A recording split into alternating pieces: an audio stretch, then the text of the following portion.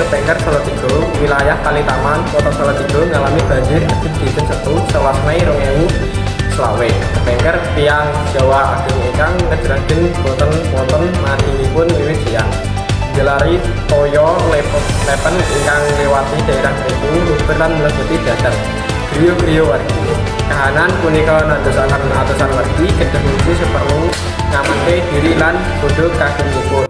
Dampak saking banjir punika kathah griya ingkang karem toya lan piranti-piranti rumah tangga ugi kathah ingkang risak.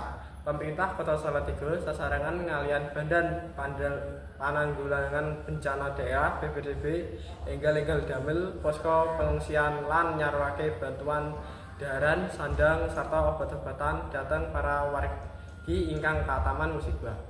Sandayan toya sampun wiwit surut, nanging wargi kasih kedah waspada ngadepi Jawa ingkang saged dumugi. Niku mau warga kang saged kula aturaken menawi enten lepat kula nyuwun pangapunten matur suwun.